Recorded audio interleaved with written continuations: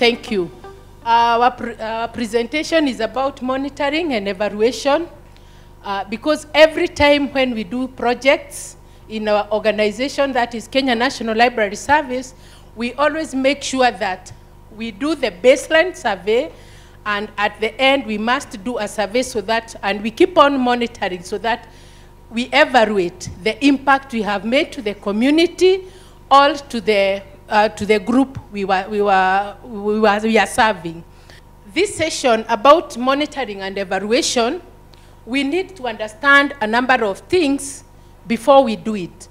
Before we start monitoring, we need to know and understand the difference between monitoring and evaluation. A number of people may implement projects, but they are not sure what's the difference between the two. So at the end of this session, we will know the difference between monitoring and evaluation. The next is to understand the need for monitoring and evaluating. Why do we monitor our projects? Why do we want also to evaluate them after implementation? And then the third is to look at which information should be corrected. As I was looking at Jennifer's presentation, I was getting happier and happier as she continued to present. And I even said at the end of the session, we need to sit and talk. The fourth one is to look at the methods for correcting this information. She has covered part of it, but at the end of this session, we will know which information do we need to correct. When we look at it, when we think about the project, when we talk about monitoring, monitoring is a systematic routine. Even at home we do it, you have that routine. Collecting information from projects and programs and literally gathering that information. Even when you are at home, if you are a farmer and you want to start farming, you start by monitoring the weather, isn't it? You start by monitoring and even asking your friends. Last time, I saw your shamba had done very well. You harvested a lot of maize. You harvested a lot of beans. What did you do? You want to know, isn't it? Isn't it that part of monitoring? When you're with the children at home, you monitor them, what they are doing, even behavior-wise. So the examples in our libraries, what we do, or even where we work, is the examples is like the lending records. If I want to come to your library, if I want to come to your school, and I want to know, as much as you are asking for support in your library, as much as you are asking us for books, you are asking us to be supported, or you're asking a certain donor to support you by giving you computers. Probably you have 2 or 3, but you need more. I need to come and see if it is books. Do you keep records? Do you have a register? Or if you use a system like Koha, I will ask you, probably I want to know the number of users who visit your library, the number of books are borrowed on daily basis from your library, isn't it? So that I know, or I make a decision if I am a donor, am I going to support you or I'll be wasting my resources? Accession register. Do you buy books? Who else donates books to you? Or you're only coming to me to borrow, or maybe the organization, you want to get the books, but probably you have never acquired other books. Maybe you have about 10 in your library. But when you're when you are requesting for the books from our organization, you are maybe saying you even have 500 books, and probably you have 5 or 10. So we need to know, do you keep records? Do you have an accession register whereby I can verify and say that it is true they have 1,000 books, it is true they have 2,000 books, so, and the usage is very high, so there is a reason to support them by donating books to them or donating the computers to them. Attendance, membership. Who are the members of your library? Probably you have a library in the school, but only 10 or 20 children visit that library. Reason? Nobody knows, you cannot tell, but still you are looking for more resources. So in this case, it is very important to make sure that you keep the records, because even when those people who want to support your library, they would like to know, and they don't just want for one day. Probably when we want to donate books, we have to make sure that we can even request for the records or about 2-3 years ago, depending on when the school started. Maybe you just want to give us records for last month, but we may ask you for the last 3 years. We want to know the usage of your library. Reading activities log. What activities do you do? And these are some of the things we even do, even when we are implementing programs in our libraries. What is evaluation? When we talk of evaluation, now we have monitored, we have done all that. When we talk of evaluation, we want to know what impact have we made? And when we talk of evaluation, it is a systematic and objective examination of the project. Even when you take your child to school, when term 1 is over, you expect the result. What has the teacher taught? Isn't it? How is the performance of my child? Is he improving, or he's still where he was when I took him to school? And by that, you even start evaluating that teacher, and some of us will start even complaining. That teacher in that class who is teaching my child, I don't even know why he's being paid the salary. My child is declining instead of improving. So aren't you evaluating the teacher? So you, even as a librarian, remember, even the teachers also evaluate you. When they see the children improving performance in class, it is because of maybe the storybooks you are giving or the activities you are doing in the class. So they also evaluate you in one way or the other. And when we are evaluating, it measures the effectiveness and the challenges also and opportunities of the project you have implemented, focusing them on the activities and how well they have been implemented or how well they are going on.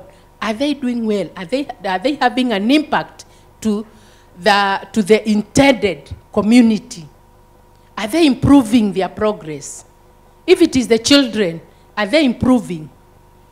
If it is maybe like a community library like us, if it is for the youth, are they having any impact to them? Are they changing their lives?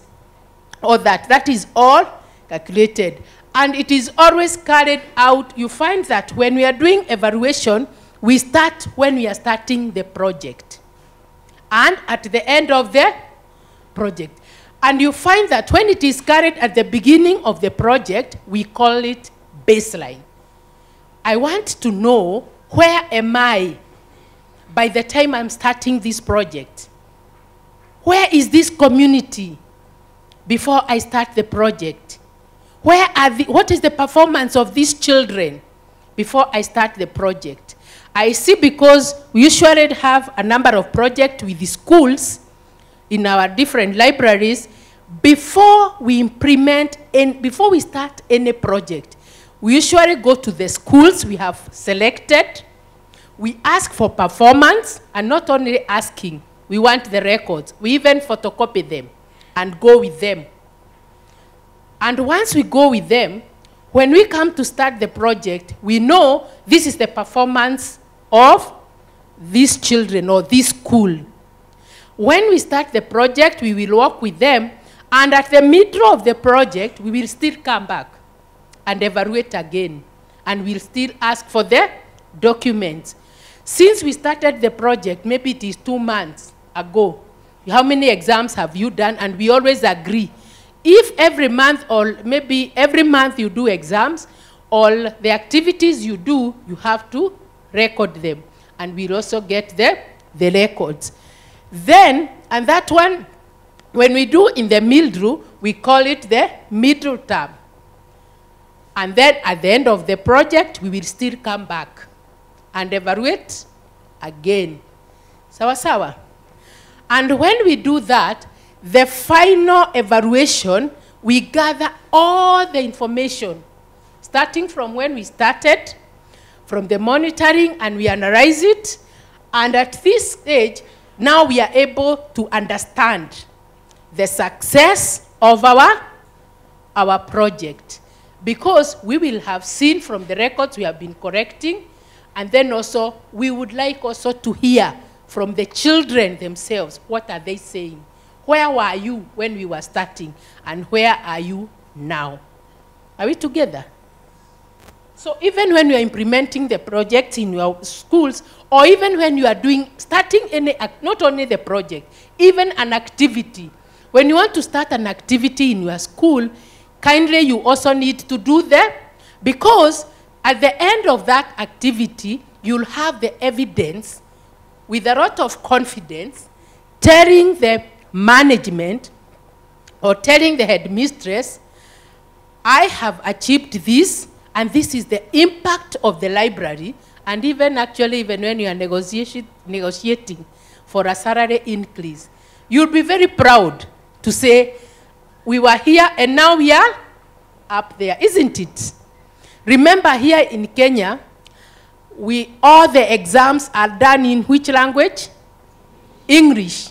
So when the children improve in English, they are able to improve also in performance, because that is the language which is always used to test them. See, the exams are set in English.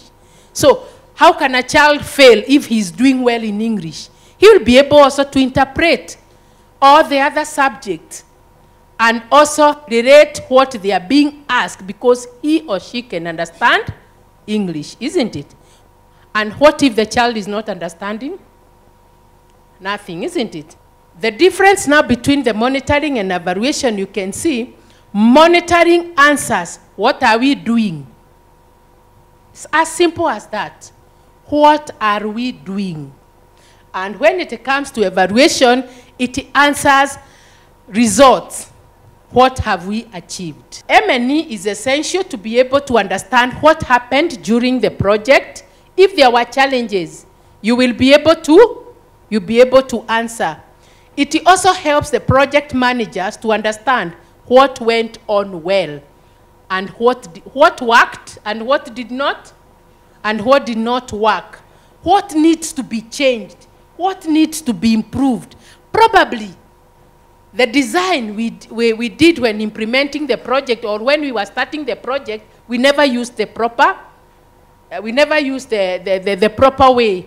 Maybe even also the approach we used was the wrong approach. But now we will be able to know, do we improve? Do we change? What do we need to do?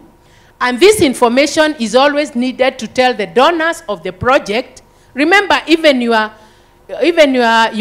organization is your donor when you're implementing a project, or you're implementing an activity in the school, because it's the one which maybe probably mostly funds you, because all these resources comes from that organization. And you find you'll be able to tell them, how did we spend the money? Did we spend them the right way? Has it had an impact to the community or I'm serving, or even to those children? Have they improved? Do we need to add?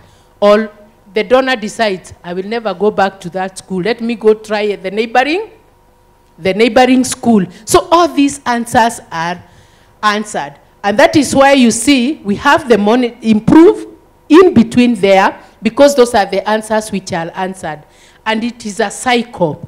We monitor, we evaluate, we report, and then in between there, all these bring the improvement. Are we together? I'm handing over to Sarah now. Ways of monitoring / measuring success. Number one, the testimonials that are coming from the room is that Key has supported you to be where you are. It is on you to monitor how your project is doing. It might be up to Nyakundi and his team to come down and do regular and continuous monitoring and evaluation. But it is also on you to find out, since I was given this resource, How am I performing? So the questions you'll ask yourself as the custodian of what you've been given include, are the library users happy with that library? Are you serving them the way you ought to? And this you'll get from the comments, the stories that they give you, the experiences that they are sharing. You will judge the school library against performance measures that you have set up. Because at the end of the day, you want to know, are you succeeding or are you not? There are two main ways of collecting M&E data. We do it quantitatively or qualitatively. Meaning, you know, Kenyans have this tendency of saying, or you're asked, is this thing a success? Yeah, it's a success. Very many people are coming in. The place is always full. Those stories that we give. In M&E, you need your statistics, your data, your narratives, your case studies on point. So when we talk about qualitative data, this is basically collecting information through interviews, conversations with project stakeholders, and that includes you, the teachers, the head teachers, librarians, children, parents, and community leaders. It would be so defeatist if the key library is standing somewhere and a child cannot say anything positive about that library, and you're saying that you're succeeding. You're not. KNLS has 64 branches in some far-flung areas. Yesterday we were asked a question, who's come from the farthest point? And I had someone say Elgeyo Marakwet. And then someone else said Ghana. Yeah? So we all told, others would have said other far-flung places. But this is what I'm saying. For us to know if KNLS Lagam, which is in the heart of Kerio Valley, is doing all the things it ought to do, it's in the reports that we receive. That in month X, we had 2,500 people coming into our library. In the next month, only 5 students came. So management will get to ask, why was the drop? And then the librarian will tell us there was banditry in the area. So children could not come in as they did the previous month, okay? So qualitative data. The fact that the librarian has told you there was this, they've attached information showing it is indeed true, it was on the news, the newspapers and everywhere. Another way is quantitative. As the name suggests, this is basically collecting numerical information from records, and that's why she spoke about. You cannot tell the key team, our library is full during school holidays. They are not there, so they didn't see. However, your attendance records, the number of books borrowed, the number of books used within your library, will be able to tell them the story in a sentence, because they will be looking at your data and concluding that, yes, this is a highly patronized space.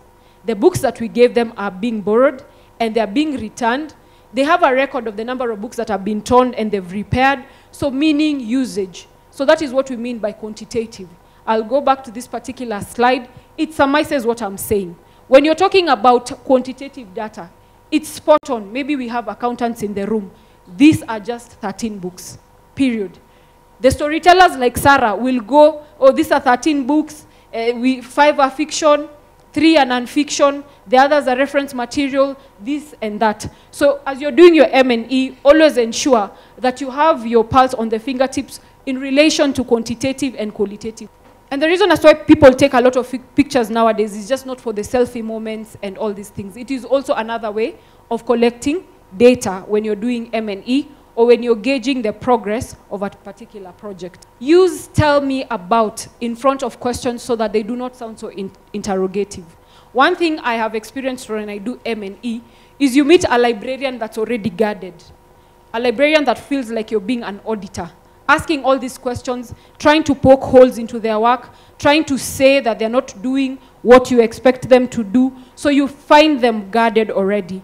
And the librarian will tell you, as I'm busy trying to collect information from the users, they are guarded because they are wondering, why is this person interrogating me? So we thought to tell you, when you're talking to a user coming into your library, and you want to know what they feel about your space, ask them, tell me about why you've come to this key library. Tell me, could you kindly tell me, what did you borrow? Why did you borrow what you did? What is your favorite book? And why do you like that one? The questions do not need to come out so combative. They need to come out like we're having a conversation. But while at it, I'm collecting information. I know why they come to the library. I know on what specific days they want to come. I know what type of information they would want to use or want to borrow, what they like about the space. I could have put furniture that they're not feeling. But if I ask, Mr. Ben, could you kindly tell me, do you feel comfortable within the Key Library? Ben is able to open up and tell me, the seats are uncomfortable, there's too much light, it's dusty, the place never gets cleaned up. That came from just one statement, right? Instead of me coming to him and Ben, please tell me what you don't like about this space. Already, he's guarded up because he's wondering, do I tell all the bad things that are in this space? What does she want to know? Is it information that's going to work against me and things like those? Finally, what would make it better? No one is a monopoly of knowledge. No one is a monopoly of any arm or field of knowledge. We are all out here to make ourselves better. So when I ask Madam Penina, what is it that Key could do for her to make her experience better when they're coming down for M&E? She's able to say, I don't like the way you people just send emails and emails. I don't have internet connection. I do not have a laptop. She's able to give more information that's going to make the M&E experience better for her and for Key to get the results that they are targeting.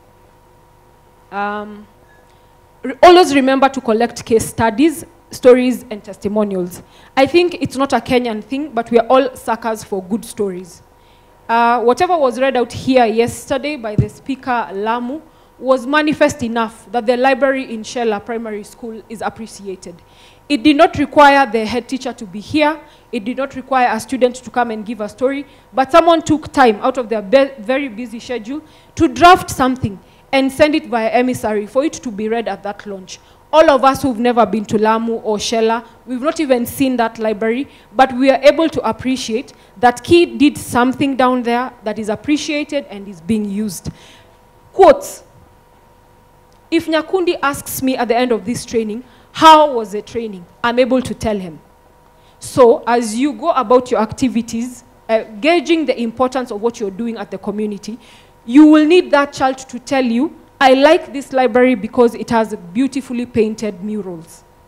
That, as a librarian, already tells you that you did a beautiful space, right? If a doctor is coming to your library and saying, finally, I can get medical books in this library, you get the sense that there's something correct with the collection that you've put in. Lots of photographs, I already explained. Nowadays, it's not even nowadays, it's been said before, a photo says a million things. It's not even 1,000 anymore. The photos that have been used here in the presentations, the ones that have been taken, have already communicated to the outside world that we had an awesome time or that we're having an awesome time. Video clips, I think that speaks for itself. Feedback from partners and other stakeholders. We already know what a case study is, so we're not going to go deep into that. But one thing I'd want us to always remember, as you say quote X was said by Sarah Ogembo, for example, and you're going to attach my photo to a particular case study, if I am underage, please seek consent. You don't go publishing a case study scenario of a successful Key library and you've not sought consent from a parent or a guardian. And as they're surfing online, it's a good thing for Key, and they're going to be able to see their child on the internet. But you'll be liable for lawsuits. So as you collect case studies and say Sarah Ogembo, who's a class 2 pupil, said that they love the murals and they love all these things, please ensure that you get the data correct, you get their names correct, you get the photo correct, but most importantly, you get consent. This is just basically what I have said, but in a nutshell, a case study is a specific story-based, touching on a specific person. Why are we doing case studies? They are hugely popular with people who support you, and they love hearing stories about people who benefited. Like I said, people get enthralled about a good story.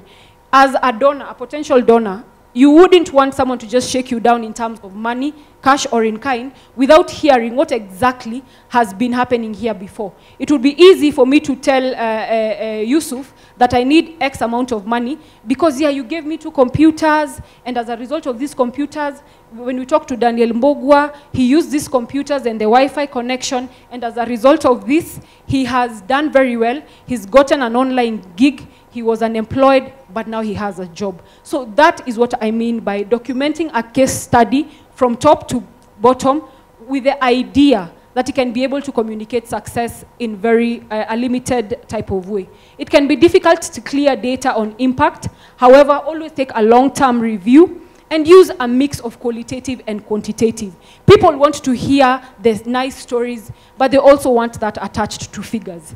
People want you to talk about literacy levels, academic performance. They change in reading habits and all these things. As I wind up, nothing is without challenges. M&E can be a rigorous, painful process, especially where a donor has injected money and things are not working as you presented in the project design. Some of the challenges include inaccurate data collection, where people misrepresent the situation. It is better for us in our key libraries, in KNLS libraries, to say, we anticipated this number of people will have used our library. However, COVID happened. We closed down. We did not meet targets. But we are looking to do this better next time. Number 2, data analysis and interpretation. Sometimes we get it wrong. Whatever it is, I'm assuming the data communicated to me is not what is actually on the ground. So a lot of interpretation can happen. Too much unnecessary information. People are, by virtue of them being human, they can be unnecessarily wordy. Someone has taken you to Kajiado, taken you back to Kakamega, they've thrown you to the US, but the point is the library is being used. Where is the evidence? It's in the attendance. Books are being borrowed. It's in the... We received 1,500 books. It's in the accession register. Design of data collection tools and methods. M&E is a systematic process that requires you to be guided by something.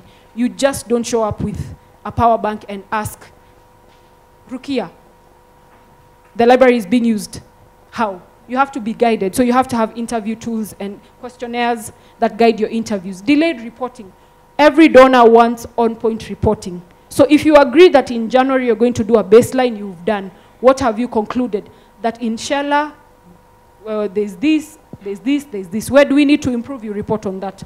Lack of quantitative data. Like I said, despite the fact that a good story is very nice, support it with numbers, support it with figures, support it with some statistical analysis. Lack of equipment, skills, and structure. Now, I finish off my presentation by showing this picture. These are 2 people. One is harnessing a small, you can call it a canoe, you can call it a boat, depending on your understanding. And this, they have a project. The other one is pretty relaxed. He's very calm. He's resting, actually, in what we can all see is a potentially hazardous situation. Yeah? And the relaxed gentleman or lady, depending on how you look at it, is asking, review monitoring data. Why bother? We are fine. Are these guys fine? Yeah, they're just about to go off the cliff and drown.